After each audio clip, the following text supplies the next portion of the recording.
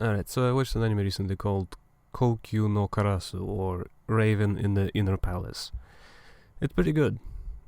Yeah, it's hard to be concise. An anime with supernatural romance and mystery. A good combination, even if I could do fine without one of those. I'd recommend it. What is it about? Court intrigue in a fantasy China-style world, simply put. The empire has changed its rulers, and the most recent one sought to explore things the others didn't, such as a strange tradition upheld through multiple dynasties. The Raven Consort. Despite not being the true emperor consort, she has special royal powers and nobody dares question her wants and needs, so the new emperor seeks to learn as much as he can as to why she's left like that. Also, there are assassination plots, poisonings, possible uprising brewing, and various other events. It's pretty densely packed with storylines, actually. What did I enjoy? The world, I suppose. I'm not actually familiar with ancient China. This is obviously a fake fantasy version, as they live on an island, which is clearly supposed to be merged between both Japan and China, but blah blah blah blah. Point is, what's a fascinating world which is unfamiliar to the Westerner. Their traditions and customs, and also the sheer volume of beheadings for every transgression. It's pretty morbid, really. But there is obviously more, as there are also strange rules, such as nearly everyone around the palace being either a woman or a eunuch. If you are unfamiliar with this custom, that's when men are castrated. And there are many ways to do so, which don't just involve something sharp. For example, one of the ways can involve warm underwear. People are truly creative when it comes to something deranged. Among other things, a very rigid chain of command, meaning that some people are barred entry from certain parts of the palace, or not allowed to interact with certain people. The main character herself is actually bound to a very important rule, which forbids her from ever leaving the palace and seeing most everyone. She still seems to walk around quite a bit, but the entirety of this anime actually takes place inside the palace, which is seemingly gigantic. It's basically a city. Anyway, it's all an intricate system of strange rules, which is interesting to observe. Aside from that, I've also liked the supernatural element, which mostly boils down to doing something to ghosts. Say someone has been murdered unjustly by the palace guards. Said person then gets bound to the place of death and appears on a specific date.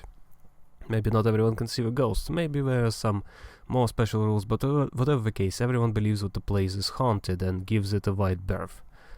Then Raven Consort gets begged for assistance, and she eventually provides it, making the ghost pass on to the afterlife. It's Witcher. She is Geralt. I also love that part in Witcher too. In Witcher as well, not just the second game. Okay. All those strange rituals would have to be followed, the rules which make no sense. It all feels like a folk tale. Something that doesn't get a clear, rigid structure and differs from place to place, but some wise woman probably knows. I.e. witches. I wish there was an easier way nowadays to look up things like that. We've got conspiracy theories spread out nowadays, but it's just not the same.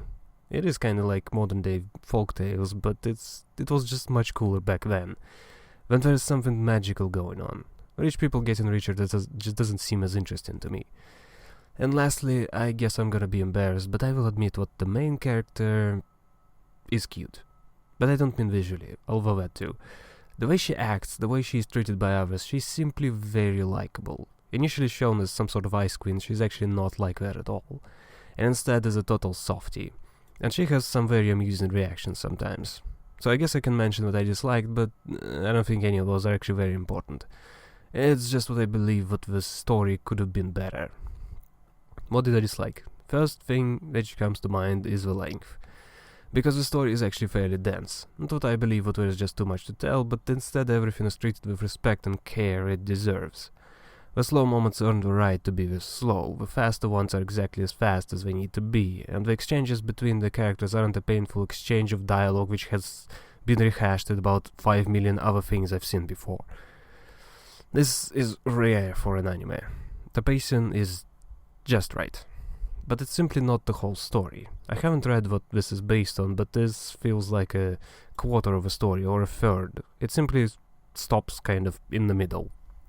So many things are unresolved. And a certain...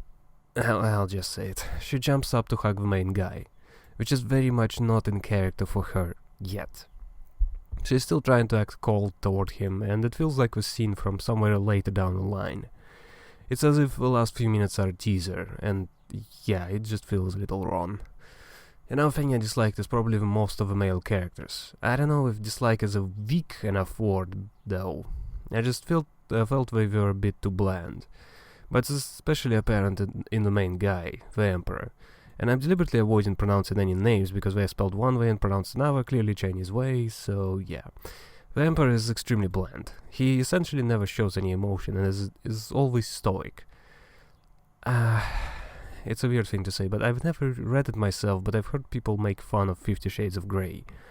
And the way they talk about the main character there feels exactly the same as the main guy here. He's basically a robot who is a sexy guy, and that's just boring. But like I have said, romance isn't my thing, and as such I don't really care about the romance in the story, and this kind of character interaction. So instead I'm basically enjoying everything else there is to it. So it wasn't the biggest of deals for me. And I guess I also disliked the ending, which is a bit different to the length complaint, meaning I didn't care for the gods being off somewhere and there are messengers coming to kill people to free the gods, blah blah blah. I don't know, it felt like the way to give gravity to the situation, but it fell flat. Kinda like story in Warframe. Yeah, that's actually basically my go-to now. I like everything about Warframe except the story. So when they try to make me care about anything, I can maybe connect to one or two snippets here and there. Like that moment in the Stalker quest when he carries the baby. Beautiful moment. But that's a very rare thing. Anything involving Ballas, I am entirely unfazed. I can't even recall what happens exactly. Same with anime. Got a lot of beautiful moments, but then I try to do something bigger, something grander. Anyway, it's definitely very good. I just wish there was more.